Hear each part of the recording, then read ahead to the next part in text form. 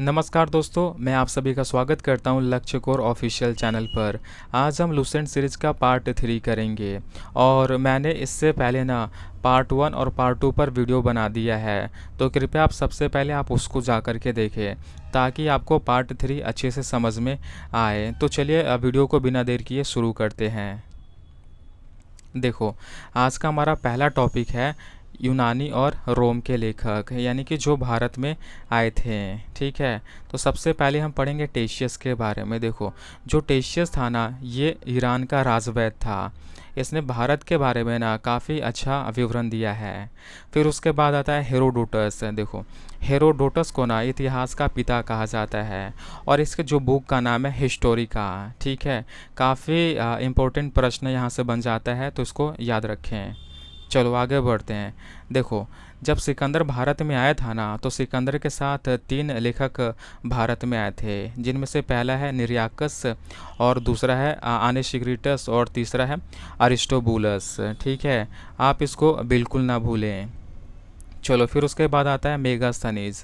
देखो, मेगास्थनीज जो था ना, सेल्यूकस निकेटर का राजदूत था और ये चंद्रगुप्त मौर्य के दरबार में आया था और इसकी जो बुक का नाम है इंडिका है। काफ़ी इंपॉर्टेंट प्रश्न यहाँ से भी बन जाता है, तो बिल्कुल इसे भूलें नहीं।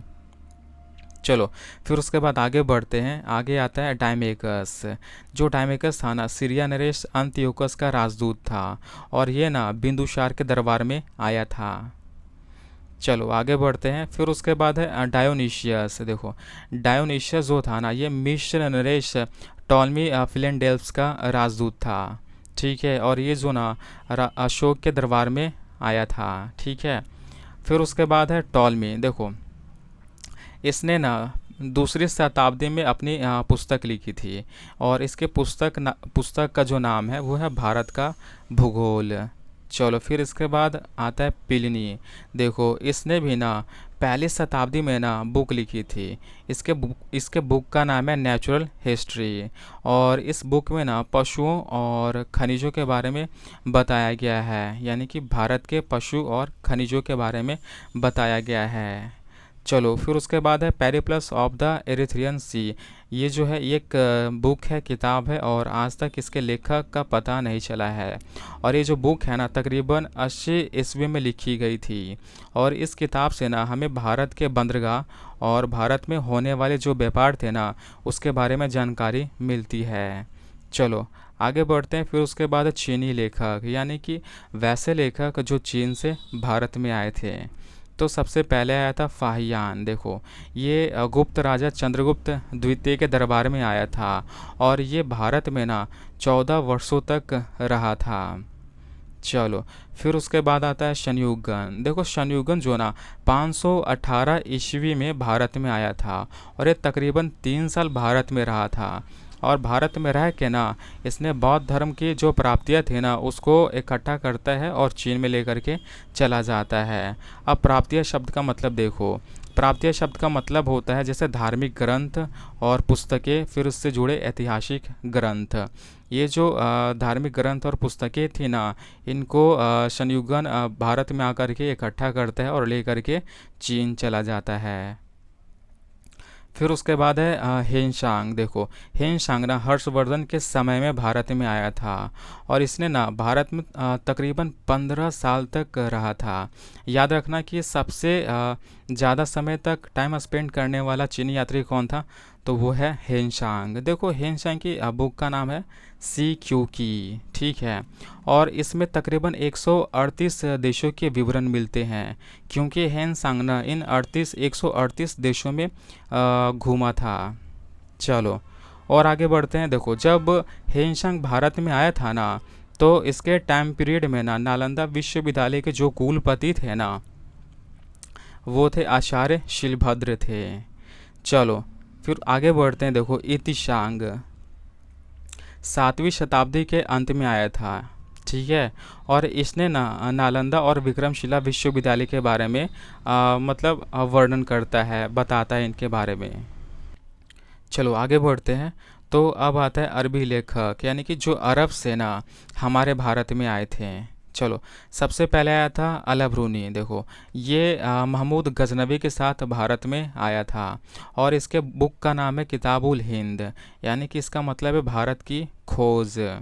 फिर उसके बाद आया था इब्न बतूता। देखो, इब्न बतूता की जो बुक का नाम है वो है रिहला। और मोहम्मद बिन तुगलक के दरबार में आया था। तो मोहम्मद बिन जो तुगलक थे ना, इसे दिल्ली का काजी नियुक्त करते हैं, यानी कि दिल्ली का जज बना देते हैं इसे। चलो, फिर आगे बढ़ते हैं। फिर उसके बाद आया था तारानाथ। देखो, तारानाथ जो था ना, एक तिब्बती लेखक था और इसके जो बुक का नाम है ना, कंगयूर और तंगयूर हो जाता है। ओके, चलो आगे बढ़ते हैं। फिर उसके बाद मार्को पोलो। देखो, मार्को पोलो ना 13वीं शताब्दी के अंत में ना दक्षिण भारत के पांड्य देश की यात्रा पर आया था। अब पांड्य देश को जरा समझ लेते हैं। पांड्य देश से मतलब है पांड्य साम्राज्य। देखो, पांड्य साम्राज्य ना, इसने 3 फेज में शासन किया था। सबसे पहले 300 बीसी से लेकर के 300 एडी तक इसने शासन किया था, तकरीबन 600 साल तक शासन किया। फिर उसके बाद 6ठी शताब्दी से लेकर के ना 10वीं शताब्दी तक शासन किया था।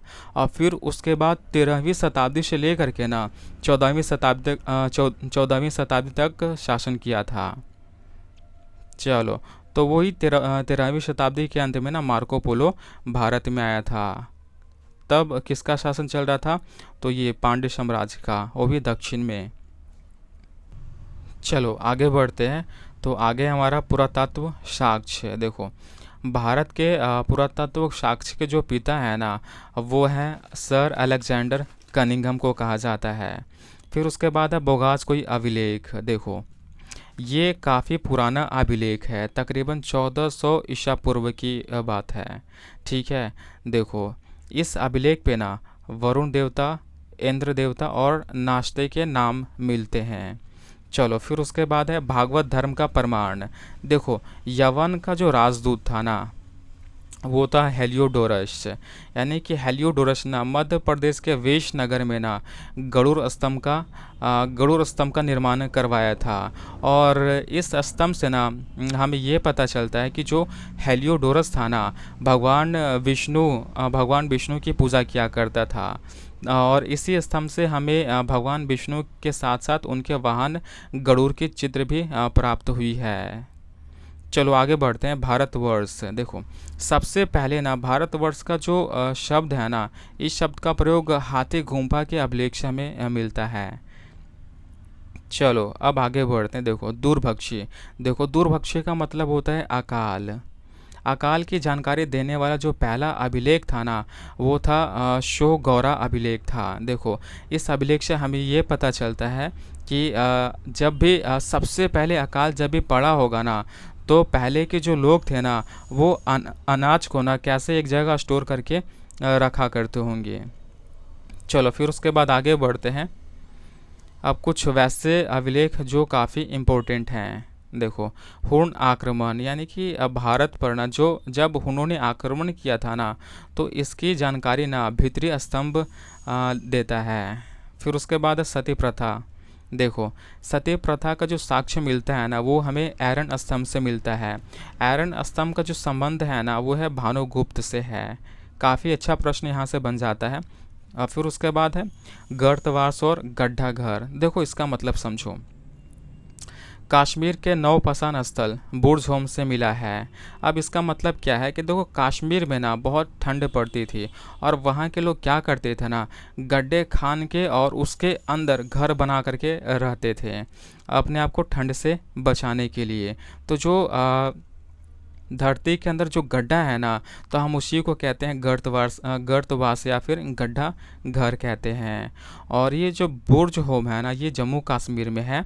और यहाँ से ना हमें इंसान के साथ साथ कुत्तों को दफनाने की भी प्रथा थी। कहाँ पर? बुर्ज होम में। चलो फिर आगे बढ़ते। देखो, रेशम बुनकर। देखो, रेशम बुनकर की जानकारी ना हमें मंदसौर अभिलेख से मिलती है। ये तकरीबन गुप्ता वंश के समय की ही बात है। तो उस समय में ना काफ़ी अच्छे रेशम के जो कपड़े बना करके तैयार किए जाते थे। तो इसी अभिलेख से हमें इसके बारे में जानकारी मिलती है। और आज का हमारा ये वीडियो यहाँ पर होता है समाप्त। और यदि आपको ये वीडियो अच्छा लगता है या पसंद आता है तो बिल्कुल आप लाइक शेयर एंड सब्सक्राइब करें।